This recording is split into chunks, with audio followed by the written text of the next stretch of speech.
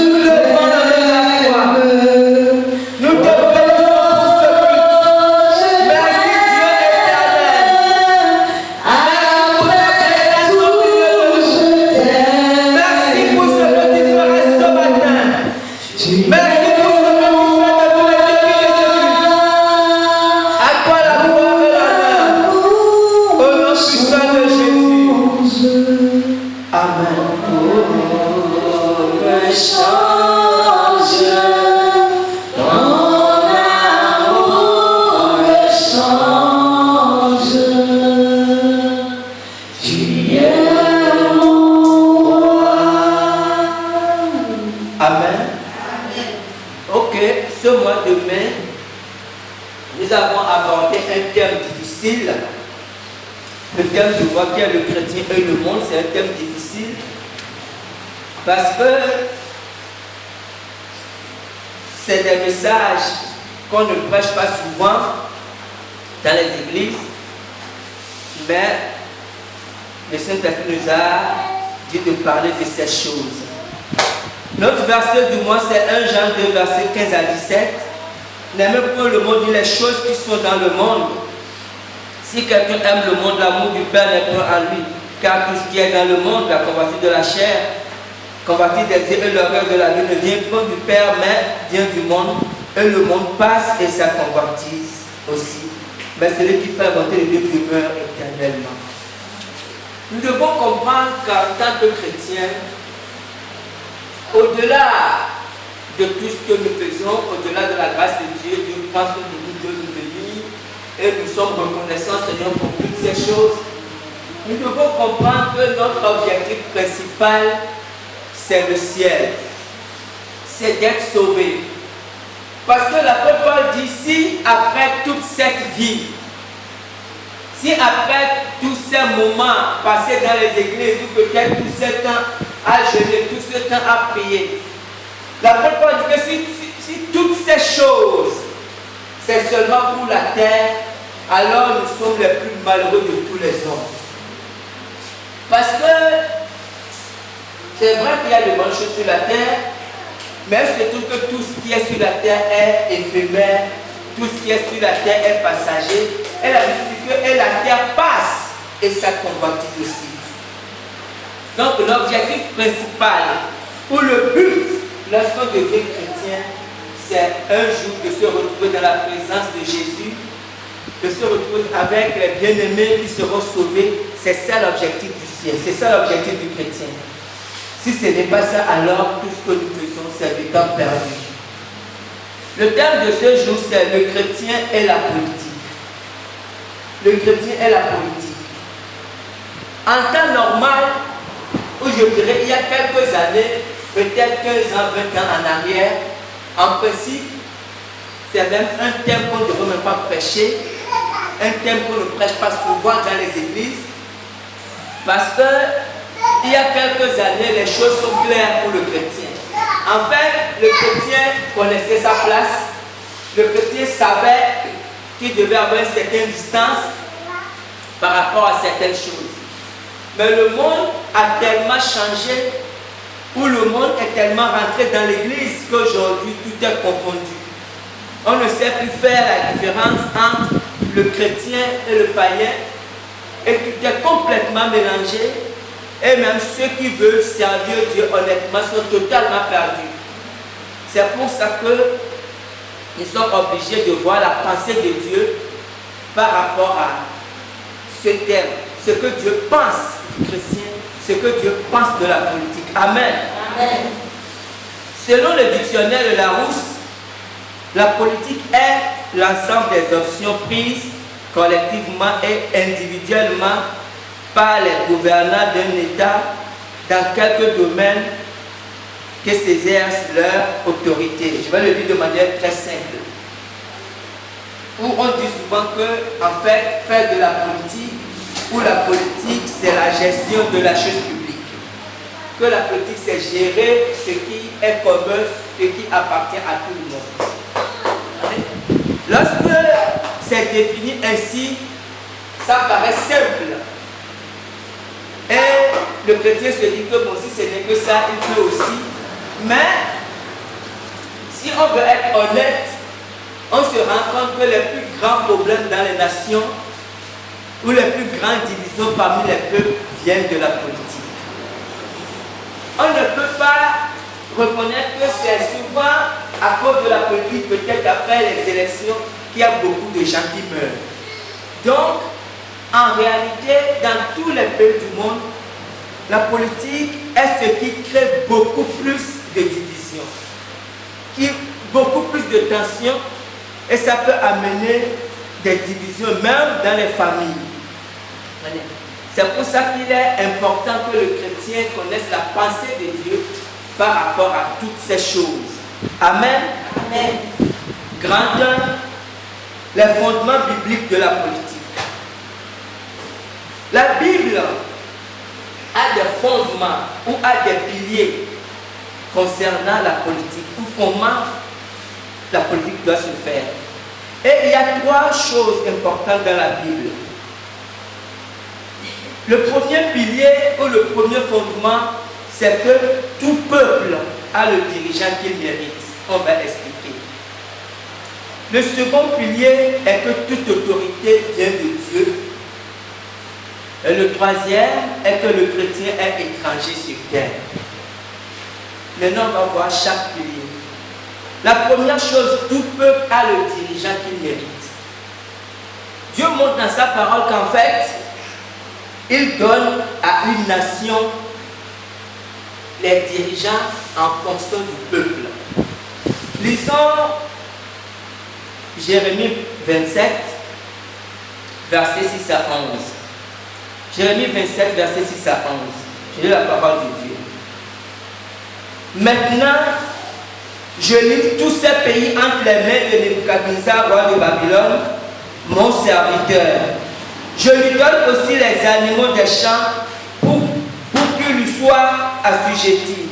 Toutes les nations lui seront soumises, à lui, à son fils et au fils de son fils, jusqu'à ce que le temps de son pays arrive et que les nations puissantes et de grands rois la servissent. Si une nation, si un royaume ne se soumet pas à lui, à Nebuchadnezzar, roi de Babylone, et ne livre pas son coup au jour du roi de Babylone, je châtierai cette nation par l'épée, par la famine et par la peste, dit l'Éternel, jusqu'à ce que je l'ai anéanti par sa main. Et vous n'écoutez pas vos prophètes, vos devins, vos songeurs, vos astrologues, vos magiciens qui vous disent, vous ne serez point asservis au roi de Babylone. Car c'est le mensonge qu'il vous prophétise, afin que vous soyez éloignés de votre pays, afin que je vous chasse et que vous périssez.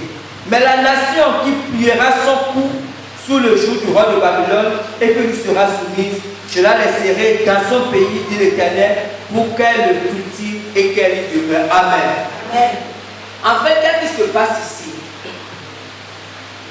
Dieu parle à Israël. Nous savons que Israël, c'est le peuple de Dieu, le peuple choisi de Dieu, le peuple béni par Dieu. Mais c'est trouvé qu'à un moment donné, pendant la vie d'Israël, en fait, Israël ne se comportait pas bien vis-à-vis de Dieu. Israël vivait dans le péché et Dieu a décidé de punir Israël. En fait, Dieu a décidé de redresser Israël. Et qu'est-ce que Dieu a fait?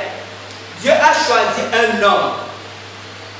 Et quand vous voyez le verset 6, Dieu dit, verset 6, maintenant je livre tous ces pays entre les mains du roi de Babylone, mon serviteur.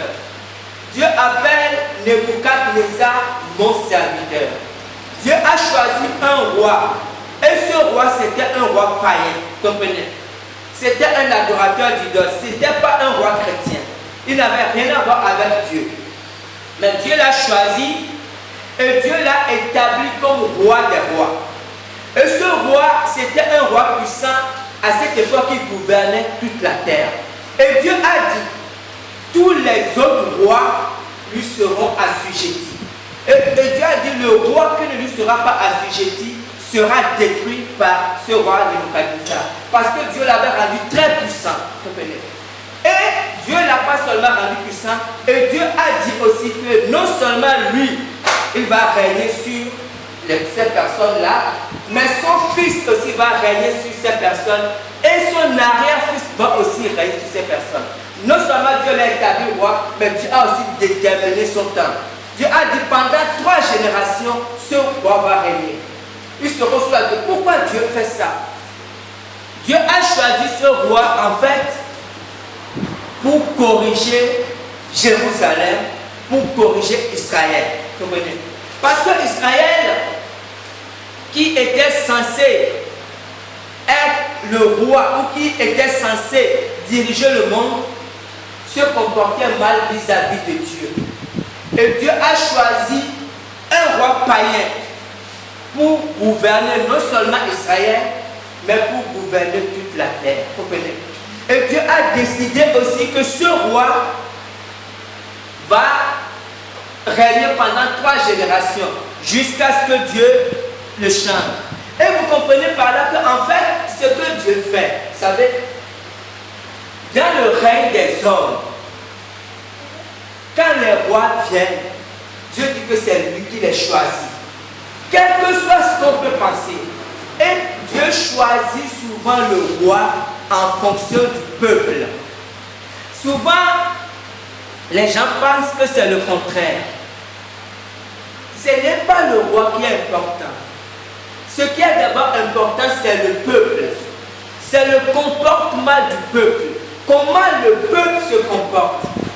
comment les gens se comportent. J'irai plus loin, je dirais comment le chrétien se comporte dans le peuple.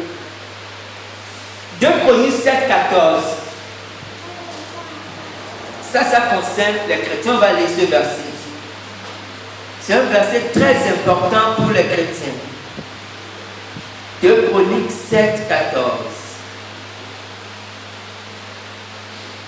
La Bible dit, si, j'ai la parole de Dieu, si mon peuple, ceux qui est invoqué mon nom, s'humilie, prie et cherche ma face, et s'ils se détournent de ces mauvaises voies, je l'exaucerai des cieux, je lui pardonnerai son péché et je guérirai son pays. En fait, si vous voyez la manière dont le monde tourne, quand vous observez bien, en fait tout tourne autour du peuple de Dieu. Je ne parle pas seulement d'Israël. Avant, tout tournait seulement autour d'Israël. Lorsque Hitler a déclenché la guerre et qu'il faisait souffrir les Juifs, il voulait anéantir les Juifs, Hitler n'a pas fait ça sans l'autorisation de Dieu.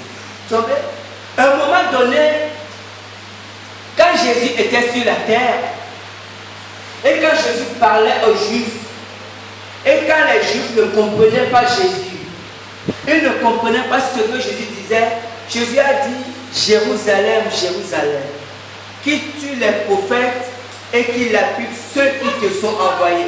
Combien de fois ai-je voulu te protéger? Parce que Dieu a toujours voulu protéger Jérusalem. Mais ils n'ont jamais voulu. Et Jésus a dit, voici, parce qu'en fait, ce peuple de Dieu était toujours éloigné de Dieu. Et lorsque le peuple de Dieu est éloigné de Dieu, alors qu'on ne ou pas, les malédictions viennent sur la terre. Et c'est la même chose pour les chrétiens. Malheureusement, qu'on le sache ou pas, un chrétien est comme un poteau dans sa maison, une lumière dans sa maison, un seul chrétien.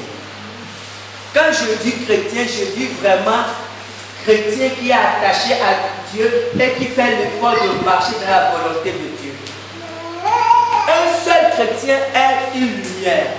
Et quand il a dit chrétien, vous savez, lorsque Dieu a décidé de détruire Sodome et Gomorrhe, parce que cette nation, c'était une nation plongée dans le péché, dans l'impudicité, dans le désordre. Et dans cette nation, en fait, il n'y avait qu'un seul juste. C'était Lot. Et Lot avait une famille, il avait sa famille, il avait ses enfants. Mais celle-là aussi vivait dans le désordre. Et Lot était seul, en fait. Et à un moment donné, Dieu ne pouvait plus supporter ça. Dieu a décidé de détruire. Et lorsque Dieu a envoyé ses anges pour aller détruire cette ville, Dieu est d'abord passé chez Abraham, Dieu a parlé avec Abraham, et Dieu a continué son chemin, les anges de Dieu. Et Abraham a senti le danger, et Abraham voulait quand même sauver son neveu, parce que l'autre, son neveu était dans cette ville. Et Abraham a commencé par intercéder. Et Abraham disait à Dieu, même si tu trouves 50 justes dans cette ville, est-ce que tu ne peux pas sauver cette ville? Et Dieu a dit, mais si je trouve 50 justes, je ne vais pas détruire la ville. Comprenez? Et Abraham a négocié avec Dieu. Et Abraham est venu jusqu'à Dieu. Il dit, mais si tu trouves 10 justes, Dieu a dit, mais si je trouve 10 justes, je ne vais pas détruire la ville. Malheureusement, Abraham s'est arrêté à 10 justes. Comprenez? Si Abraham avait continué, peut-être qu'il avait dit Dieu, mais si tu trouvais même un seul juste, mais Abraham s'est limité à 10 justes. Et quand les gens sont partis voir la ville, il n'y avait qu'un seul juste, il y avait l'autre. Et Dieu, à cause de la prière d'Abraham, a voulu sauver la famille de Lot. Les anges ont retardé, ils ont fait tout pour sauver Lot. Mais en fin de compte, lorsqu'ils partaient, la femme de Lot s'est transformée en statue de sel. Mais Lot est parti avec ses filles. Comprenez? Un chrétien, vous savez, Ce qui est dramatique dans la vie chrétienne aujourd'hui, c'est parce qu'on est tellement confondus au monde, on a tellement les mêmes aspirations que les païens, que notre lumière ne luit plus. Jésus a dit, mais ça sert à quoi pour une lampe? Quand on a une lampe, qu'est-ce qu'on fait? On met la lampe sur le chandelier afin que toute la maison soit éclairée. Vous comprenez?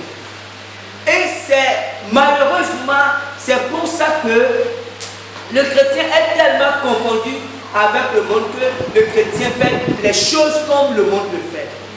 Mais ce n'est pas ce que Dieu a dit. Dieu a dit, si mon peuple, vous savez, il y a plusieurs âmes dans le monde. Il y a les âmes de guerre, il y a les grèves, il y a les marches, il y a beaucoup d'âmes que le monde, beaucoup d'instruments que le monde utilise. Mais Dieu n'a pas besoin de ces instruments pour se défendre. Dieu a ses propres instruments. Dieu a ses propres moyens. Mais ce que Dieu demande que si son peuple, ce qui est invoqué son nom, s'humilie, prie et cherche sa face, c'est-à-dire que quand le chrétien ou quand le peuple de Dieu se lève, à ce moment, Dieu peut guérir une nation. Première chose. Amen. Amen. La deuxième chose, toute autorité vient de Dieu. Lisons maintenant notre verset de base, Daniel 4, verset 17. Daniel 4, verset 17. C'est le verset d'aujourd'hui. Je lis la parole de Dieu, Daniel 4, verset 17. Cette sentence est un décret de ceux qui veillent. Cette résolution est un ordre des saints, afin que les vivants sachent que le Très-Haut domine sur le règne des hommes et qu'il le donne à qui il lui plaît et qu'il y élève le plus vil des hommes. Je vais relire la deuxième partie. Afin que les vivants sachent que le Très-Haut domine sur le règne des hommes et qu'il le donne à qui lui plaît et qu'il y élève le plus vil des hommes. Ici,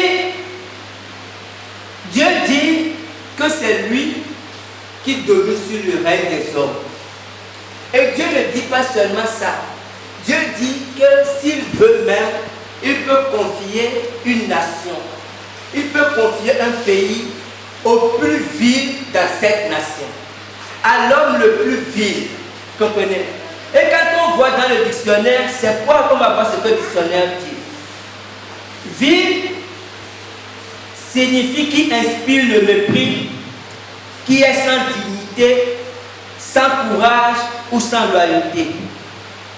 Donc c'est peut-être celui que les gens méprisent le plus, celui que les gens détestent le plus, ou celui qui est, je ne sais pas, ou peut-être celui qui est le plus pauvre le plus, ou peut-être que c'est la tribu ou c'est l'ethnie que les gens n'aiment pas le plus.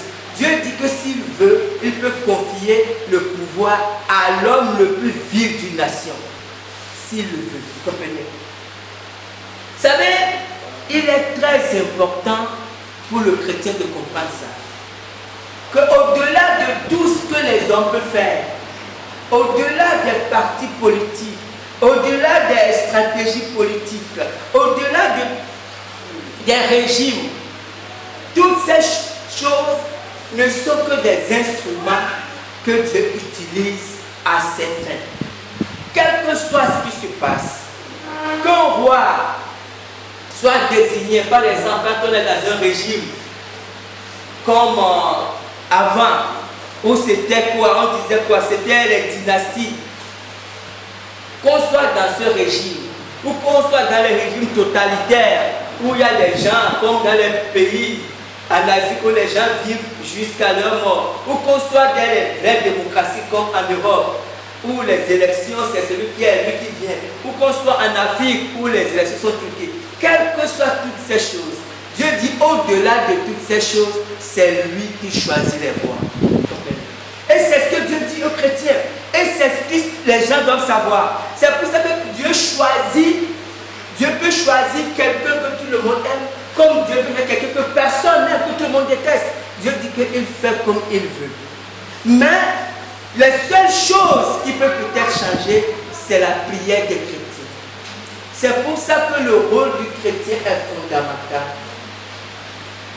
le rôle du chrétien dans la prière, ce n'est pas pour autre chose.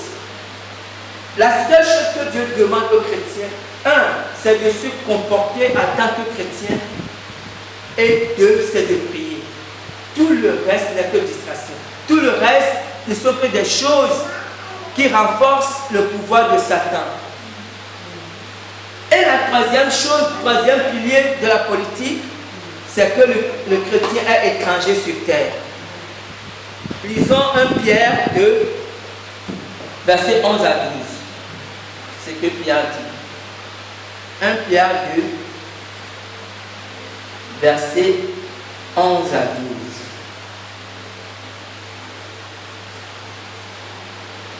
Bien-aimés, je vous ai adressé comme étrangers et voyageurs sur la terre à vous abstenir des convoitises charnelles qui font la guerre à l'âme. Ayez au milieu des païens une bonne conduite, afin que là même où ils vous calomnient, comme si vous étiez des malfaiteurs, ils remarquent vos bonnes œuvres et glorifient Dieu au jour où il les visitera. Amen. Ici, Pierre rappelle aux chrétiens qu'ils sont étrangers et voyageurs sur terre. Mais dans les faits, dans la réalité, on en a parlé un peu la dernière fois, dimanche dernier, lorsque quelqu'un devient chrétien, en fait, je peux dire quoi, il a deux patries, on peut dire ça comme ça. Il est dans sa patrie, il est responsable de son pays, ça veut dire qu'il doit se soucier de son pays, mais en même temps, il est responsable du ciel. Il est aussi citoyen du ciel.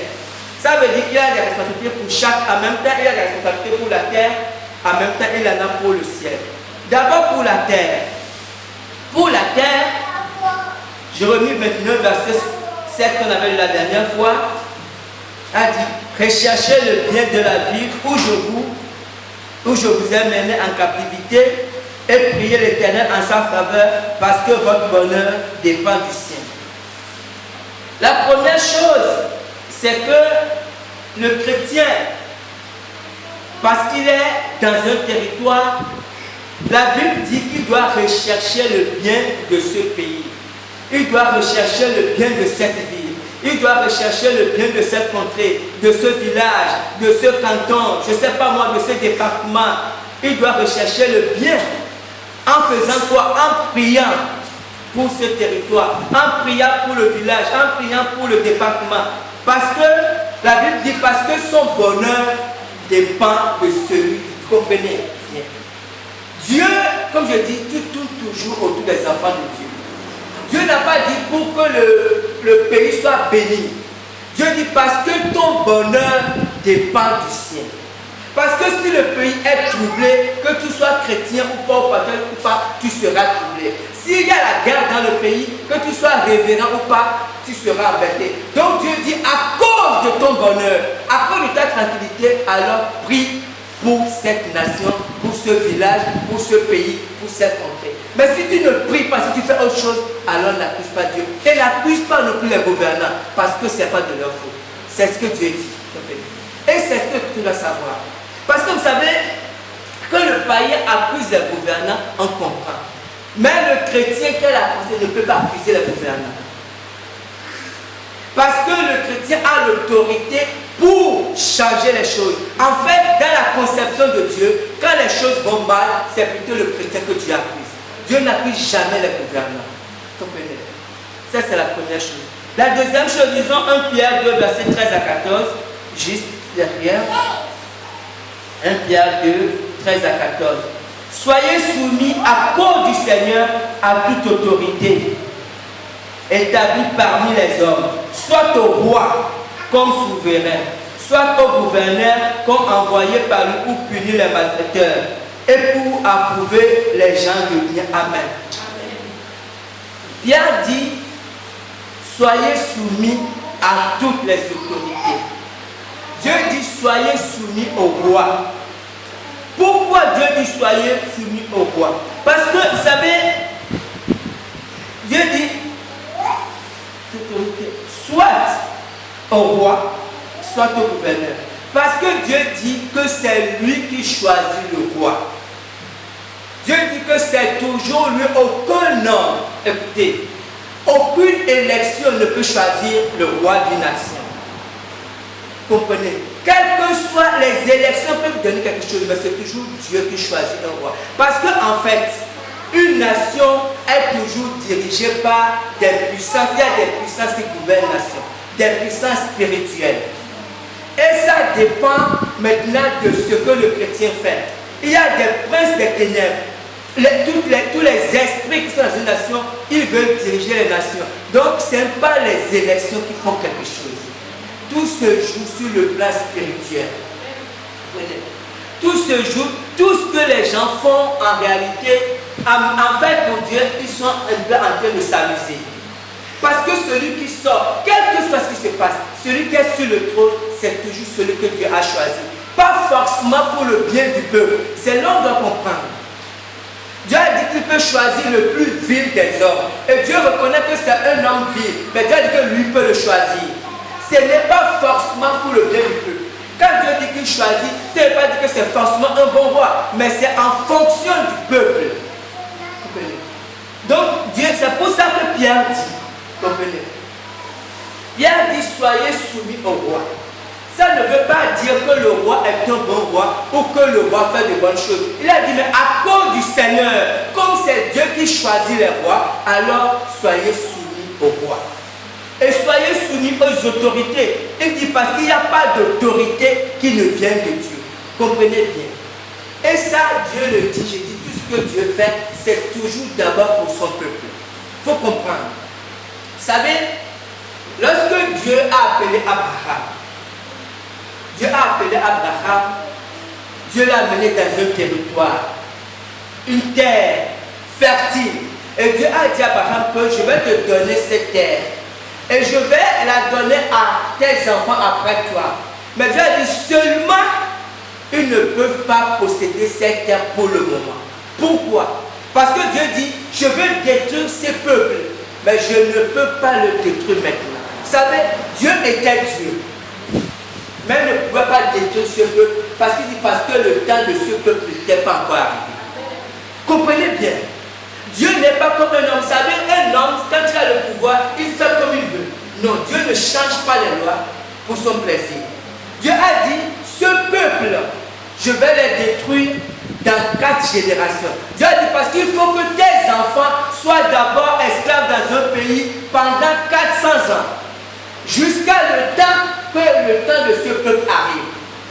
Donc Dieu ne fait pas des choses n'importe comment. Et effectivement, c'est ce qui est arrivé. En attendant que Israël possède Canaan, parce que les gens qui vivaient à Canaan, Dieu avait dit que c'était des gens méchants, qui faisaient n'importe quoi. Mais Dieu ne pouvait pas les détruire tant que la coupe de leur péché n'avait pas atteint un seuil. Ça, c'était la justice de Dieu. Vous comprenez? Et Dieu fait la même chose. Quand dans une nation, il y a des choses se passent. L'abomination, l'homosexuel, les gens font ce qu'ils veulent. Dieu voit ce qui se passe. Mais Dieu ne peut pas agir tant que la coupe n'atteint pas un seuil. Mais la seule chose qui peut inverser la tendance, c'est la prière des saints. C'est la seule chose. Et c'est quelle prière? C'est l'illumination. C'est que les chrétiens doivent se mettre à la place du peuple pour intercéder, pour demander pardon à Dieu. C'est la seule chose qui fait que la coupe du péché diminue. Mais si les chrétiens, au lieu d'accepter qu'ils ont péché, pourquoi ils acceptent? Parce qu'ils sont dans la nation. Quand les chrétiens sont dans la nation, ils doivent accepter tout ce qui se fait dans la nation les concerne parce qu'ils sont chrétiens. Et quand les chrétiens jouent ce rôle, Dieu a dit que c'est en ce temps-là qu'il guérit la nation. Il pardonne les péchés et il guérit la nation. Mais si le chrétien, au lieu de jouer ce rôle, se lie avec les païens pour jouer un autre rôle, alors il est en train de maudire la nation. En fait, il joue le jeu du diable. Nous devons comprendre, vous savez, en tant que chrétien, que les choses n'arrivent pas parce que les hommes décident. Vous comprenez? Pourquoi les choses n'arrivent pas parce que les hommes décident? Parce que Dieu tient la vie de chaque homme entre ses mains. En ce moment, par exemple, on va voir ce qui se passe là-bas en Ukraine. Le président de Russie se lève, il combat l'Ukraine. Ça ne peut jamais arriver si Dieu n'a pas donné ça. Ça ne veut pas dire que Dieu approuve, mais Dieu a autorisé ça. C'est ce que et quand c'est comme ça, la seule chose, vous voyez tout ce qui se passe, il y a les Américains et les autres, ils font les sanctions. Les sanctions ne peuvent rien changer.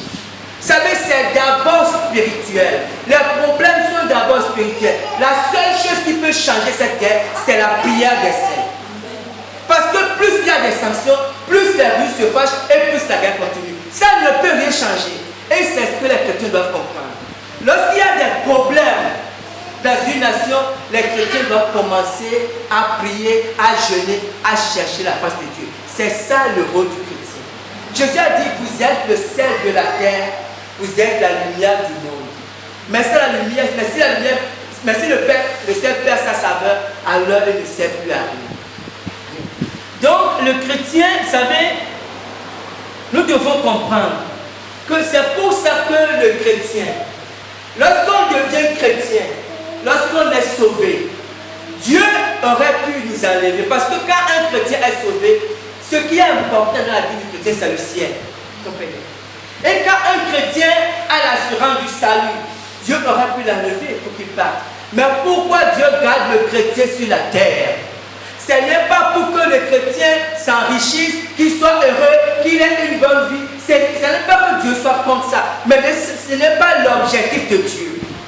Le chrétien ne reste pas sur terre pour ça. Le chrétien reste sur terre parce qu'il devient un élément important dans la guerre qui se livre entre Dieu et les esprits méchants. Le chrétien devient un soldat pour arrêter ou pour freiner les œuvres de Satan. Mais le chrétien ne comprend pas ça. Nous passons notre temps à parler bénédiction parce que nous pensons que quand on devient chrétien, c'est pour nous. On n'a pas besoin de devenir quelqu'un pour s'enrichir. Les païens, il y a les païens qui sont déjà riches. Comprenez? Donc nous devons comprendre que quand Dieu laisse, Jésus a dit à ses disciples dans Jean 17, Jésus a dit, moi je ne suis plus dans le monde, mais eux ils sont dans le monde. Quand Dieu nous laisse dans le monde, c'est pour qu'on joue un rôle. Parce qu'on a un rôle à jouer dans nos nations. On a un rôle à jouer dans nos villages, dans nos villes. Premier, on arrête la corruption. Deuxième, on gagne les âmes. C'est le rôle du chrétien. Ça ne veut pas dire que le chrétien ne doit pas se marier. Il doit se marier, il doit avoir les enfants, il peut être heureux. Mais si le chrétien perd les principaux objectifs de sa vie, alors il a tout perdu. Parce que le chrétien reste à terre d'abord pour sauver les âmes. Et puis c'est d'abord ça. Tout le reste vient après. Mais nous renversons les choses. En fait, nous vivons aujourd'hui plutôt d'abord plus sur la terre. Et puis, gagner les âmes devient accessoire. Prier pour les âmes devient accessoire. C'est qu'on renverse totalement les choses. C'est pour ça que nous sommes seulement noirs. Voyez-nous. Nous sommes pour ça que honnêtement, nous faisons du bruit pour rien. Parce que quand Satan nous voit, on voit que mais voici des gens qui font du bruit pour rien. Parce qu'on a perdu notre lumière. Et nous sommes devenus des hommes et des femmes qui font du bruit. Maintenant, en devenant chrétien, comme je disais, maintenant, comme nous sommes aussi citoyens du ciel, c'est ce que j'ai dit. Nous devons aussi nous intéresser au ciel. Et pour le ciel, c'est gagner des âmes. Dieu n'a pas d'autre objectif. Jésus a dit qu'il y a une grande joie dans le ciel lorsqu'un seul pécheur. Jésus ne dit pas quand la personne vient à l'église, non. Ça c'est vraiment, j'aime dire que ça c'est l'amusement. C'est pas parce qu'on va à l'église qu'on est sauvé. Ou qu'on est pasteur, qu'on est prophète, qu'on est bishop. Non, ça c'est l'amusement. Je dis, lorsqu'une âme est sauvée, lorsqu'une âme est réellement sauvée, lorsqu'elle a l'assurance du salut, Jésus a dit que quand cela arrive, les anges du ciel sont en joie. Ce n'est pas de l'amusement. Et c'est pour ça que le chrétien est sur terre. Au-delà de tout, ses voisins, ses parents, ses collègues, ils doivent se soucier du salut de leur âme. Sinon, ces personnes sont en train de courir vers l'enfer. Amen. Amen. Quelques exemples bibliques pour le comportement du chrétien par rapport à la politique. Quelques exemples bibliques. Dans la Bible, vous savez, la Bible est extraordinaire. Il n'y a pas de questions, où il n'y a pas de problème que le chrétien puisse avoir et ne pas trouver la réponse dans la Bible. Dans la Bible, nous allons voir 3 exemples. Premier exemple, c'est Jean-Baptiste. Jean-Baptiste, lisons Matthieu 11, verset 2 à 6. Matthieu 11, verset 2 à 6. Jean ayant entendu parler dans sa prison des œuvres du Christ, lui fit dire par ses disciples, es-tu celui qui doit venir ou devons-nous en attendre un autre? Jésus leur répondit, allez rapporter à Jean ce que vous entendez et ce que vous voyez.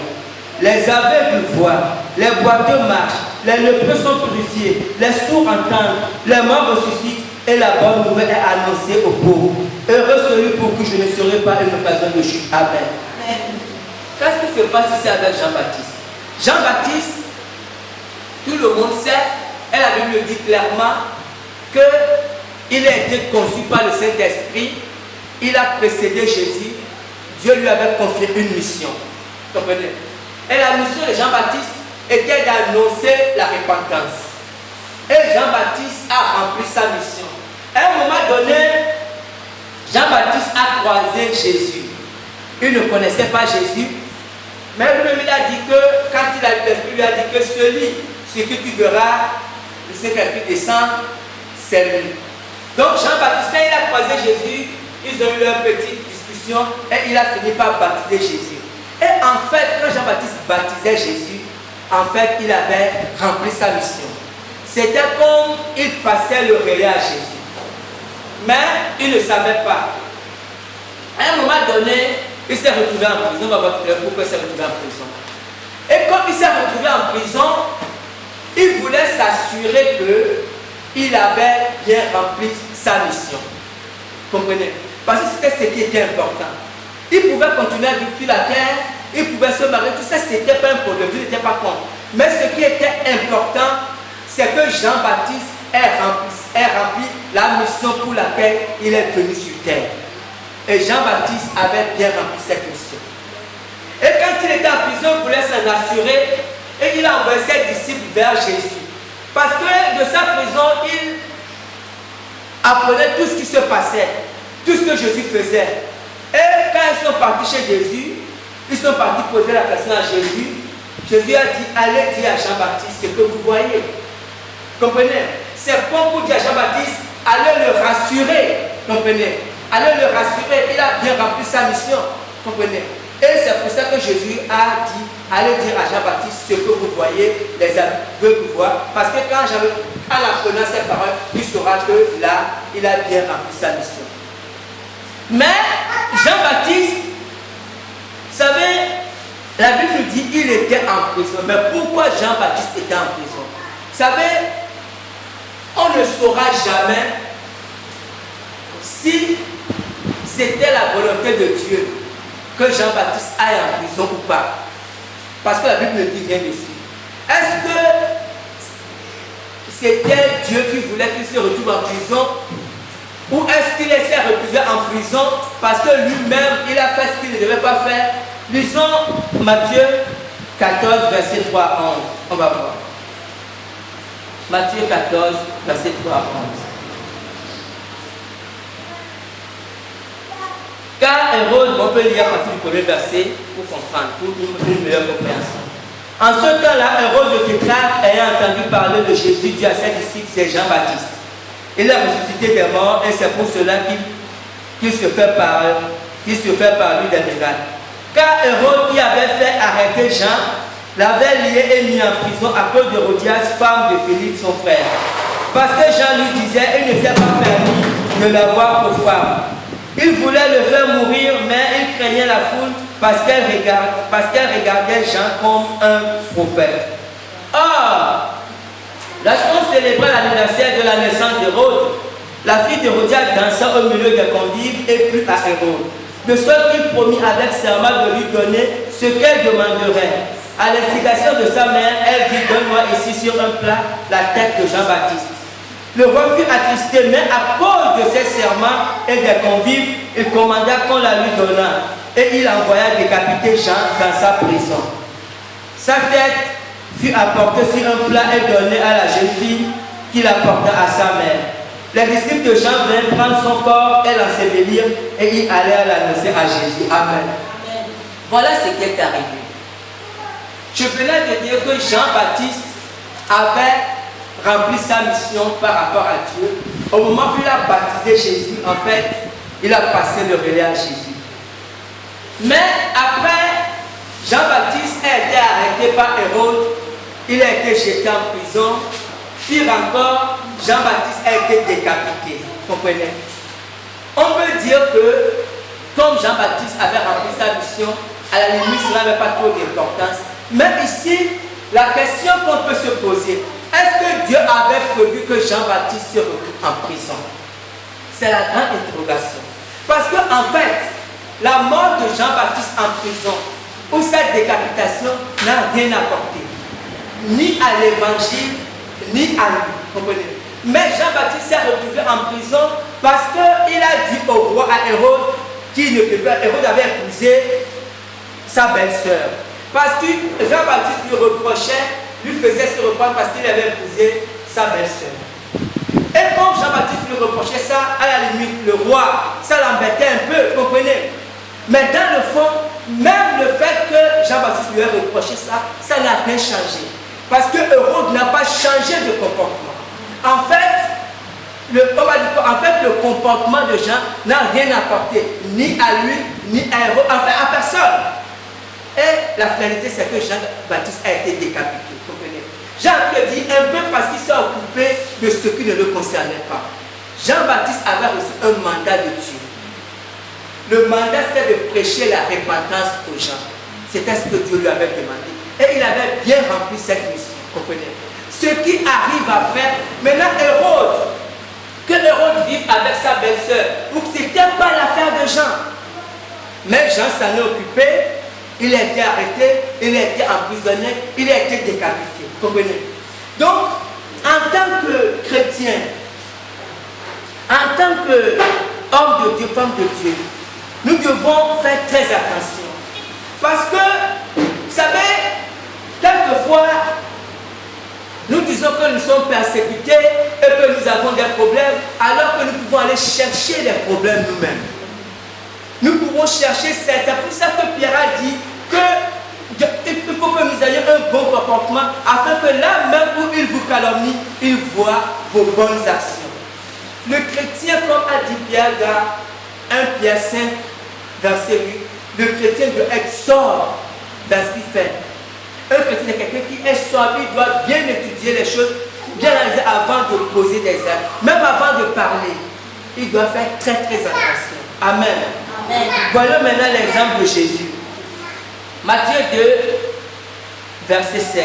Disons Matthieu 2, verset 16. D'abord. Matthieu 2, verset 16. Et j'ai lu la parole de Dieu. Alors Hérode, voyant qu'il avait été joué par les mages, se mit dans une grande colère et envoya tuer tous les enfants de 2 ans et au-dessus qui étaient à Bethléem et dans tout ce territoire selon la date dont il s'était strictement enquis auprès des mages. Amen. Je nous ai lu ce passage pour montrer que Jésus, quand il est venu au monde, il est venu au monde sous le règne d'un roi méchant, d'un roi inique, d'un roi sanguinaire, Hérode. Et que cet Hérode-là, quand il voulait, quand il a attendu qu'il y avait un nouveau roi, pour protéger son trône, on va dire ça comme ça, il était capable de tuer tous les enfants qui avaient 2 ans, dans tout le territoire, il les avait fait tous tuer. Donc il était un roi très méchant.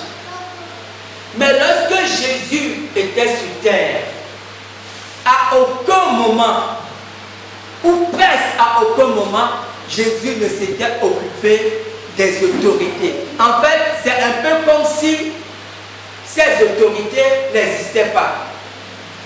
Jésus les avait, comme on disait, comme totalement occultées. Jésus avait une mission c'était sauver les âmes.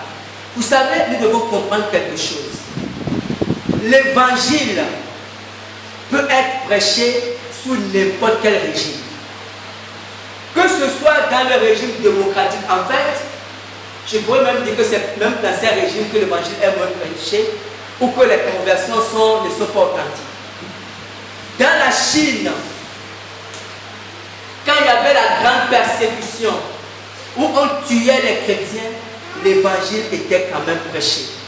Et quand on voit en Russie, dans le soviétique, quels que soient les régimes, vous savez, il n'y a pas ce régime sur terre qui puisse empêcher la prédication de la parole de Dieu. Dieu est tellement puissant qu'aucun régime ne peut freiner la prédication de l'évangile. Et c'est ce qui est important pour Dieu, comprenez? Ce n'est pas le régime. Ce n'est pas parce qu'il y aura un régime démocratique qu'il n'y aura plus d'évangile. Aujourd'hui, effectivement, c'est vrai, les églises sont remplies. Mais les églises sont remplies de quelle qualité de chrétiens?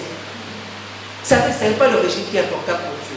Et on peut avoir un régime dictatorial. On peut avoir un régime où on interdit aux gens de servir Dieu. C'est même dans ce régime, en réalité, qu'on dit les meilleurs chrétiens.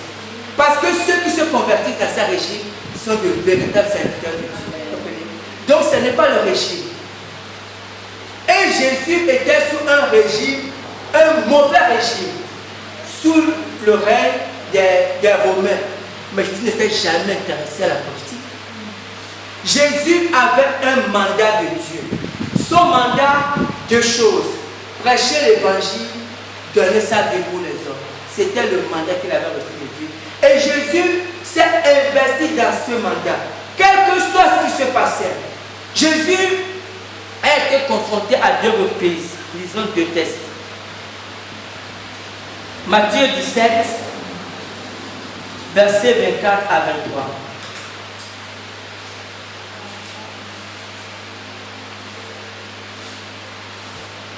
Matthieu 17, je vais déjà.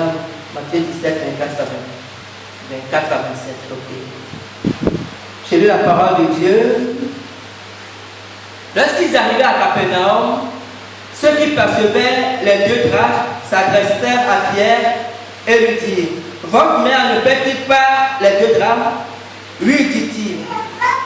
Et quand il fut entré dans la maison, Jésus le premier est dit: que t'ensemble, Simon, les rois de la terre, de qui perçoivent-ils les tribus ou les impôts? De leurs fils ou des étrangers? Il lui dit: des étrangers. Jésus lui répondit: les fils en sont donc exempts. Mais pour ne pas les scandaliser, va à la mer, jette la mission et tire le premier poisson qui viendra, ouvre-lui la bouche et tu trouveras un stratère, prends-le, donne-le leur pour moi et pour toi. Amen. Voilà la première fois que Jésus a été confronté, on va dire, aux autorités politiques, administratives, tout ce qu'on veut. Et quand Jésus a été confronté à eux, c'est parce qu'il voulait que Jésus paie l'impôt. Comprenez? Et Jésus, en principe, Jésus ne devait pas payer l'impôt. C'est pour ça que Jésus a demandé à Pierre que maître, en principe, qui paye l'impôt? Ce sont les étrangers ou ce sont les citoyens? Et Pierre a dit que, mais en principe, c'est les étrangers. Jésus a dit, ok. Mais pour ne pas les scandaliser, Jésus a déjà bien quoi faire parce que Jésus ne voulait pas les scandaliser. Et Pierre est parti et Pierre a payé l'impôt pour Jésus et pour lui-même et l'affaire était restée là-bas. La deuxième fois où Jésus a été un peu confronté aux autorités, c'est dans Luc 13, à part quand il était arrêté. Luc 13, 31 à 32. Je lis la parole de Dieu. Luc 13, verset 31 à 32.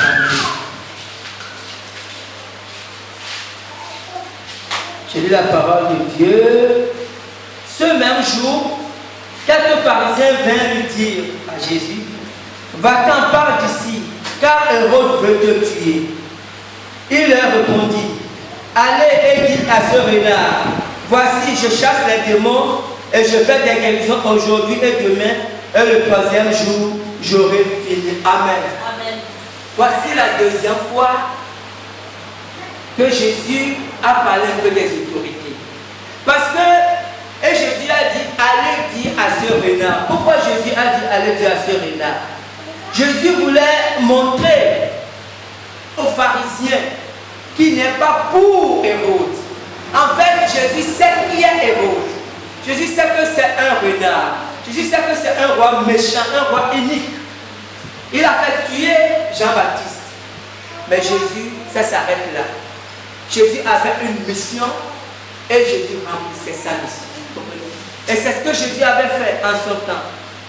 Le dernier exemple qu'on va voir, c'est l'exemple de Paul, l'apôtre Paul. En fait, il n'y a pas quelqu'un qui a souffert comme l'apôtre Paul entre les mains des autorités à cause de l'évangile. L'apôtre Paul a beaucoup souffert à cause de l'évangile. Il a été battu, maltraité, emprisonné à plusieurs reprises. Et là, il se trouvait en prison à Rome. Il était à Rome emprisonné. Et voici ce qu'il a dit dans Romains 13, verset 1 à 2. Que toute personne soit soumise aux autorités supérieures. Car il n'y a point d'autorité qui ne vienne de Dieu. Et les autorités qui existent ont été instituées de Dieu. C'est pourquoi celui qui s'oppose à l'autorité résiste à l'ordre que Dieu a établi. Et ceux qui résistent attireront une condamnation sur eux-mêmes. Vous allez voir Romains 13, verset 1 à 2. C'est ça. Voilà ce que Paul a dit. Vous savez, je disais que Paul était emprisonné par ses autorités. Paul aurait pu dire autre chose. Il aurait pu dire que ce sont des mauvaises personnes, beaucoup de choses. Mais Paul dit, vous savez, Paul sait que s'il a été emprisonné par ses autorités, c'est parce que Dieu en a décidé ainsi. Paul sait qu'aucune autorité n'a aucun pouvoir sur lui. Vous devez comprendre ça. Aucune autorité n'a aucun pouvoir. Vous savez, Jésus était devant Pilate. Et quand Jésus était devant Pilate, Pilate lui posait des questions. Es-tu le roi des Juifs? Beaucoup de choses. Et Jésus ne répondait pas. Et Pilate lui a dit, mais tu ne me réponds pas? Tu ne sais pas que j'ai le pouvoir de te laisser? Jésus lui a dit, non, tu n'as aucun pouvoir sur moi, sauf celui qui t'a été donné du ciel. Aucune autorité, aucun directeur, aucun ministre, aucun président n'a d'autorité dans la vie du chrétien que ce que Dieu lui a donné. Qu'est-ce que cela veut dire en français facile? Quand tu as un patron, quel que soit le travail que tu fais, quand tu as un patron, qu'il soit un bon ou un mauvais patron, ce patron t'a été donné par Dieu. Et tu dois être soumis à ce patron. Qu'il soit méchant ou pas, ce n'est pas ton problème. Dieu dit, tu dois prier pour lui, tu dois te soumettre. Voilà les deux choses. Vous savez, et c'est ce qu'on a vu avec Joseph. Joseph était dans la maison de Potiphar. Joseph était porté par la femme de Potiphar. Joseph n'a plus de Potiphar, c'est ta femme qui est ceci ou qui est bandit, qui a beaucoup de choses. Mais Joseph n'a rien dit. Il a été jeté en prison. Bien qu'il avait raison. Pourquoi? Parce que Joseph était soumis à Potiphar. Est-ce que c'est bon? Vous savez, nous aujourd'hui, nous sommes tellement civilisés qu'on va dire que c'est injuste. Parce que nous, les chrétiens, nous avons la même pensée que les païens. Et nous fonctionnons comme les païens. Mais c'est justement parce que Joseph s'est soumis à Potiphar qu'il a fini premier ministre. Parce qu'il était dans le plan de Dieu. Et comme il était soumis à Dieu, il se soumettait partout où Dieu l'a envoyé. Joseph était en prison, il était soumis au gardien au chef de la prison. Vous savez, est-ce que Joseph n'était pas content? Mais il était en fait soumis à Dieu. Et quand on se comporte comme ça, on est dans le plan de Dieu. Et quand on est dans le plan de Dieu, tout ce que Dieu a décidé pour nous arrive facilement. Parce qu'on ne combat pas contre Dieu, comme la maman l'a dit ce matin. Mais aujourd'hui, nous, en fait, on combat, on passe notre temps à combattre contre Dieu parce qu'on se croit plus intelligent que Dieu. On dit non, c'est pas injuste, c'est pas normal. Beaucoup de choses. Et nous sommes et on tourne en rond. Beaucoup de questions, on tourne en rond parce qu'on ne comprend rien. C'est Dieu qui a créé le monde. Et c'est Dieu qui a créé les démons Et c'est Dieu qui a créé les hommes. Et Dieu a établi des choses comme il veut. Et tout ce que Dieu a établi, voici comment moi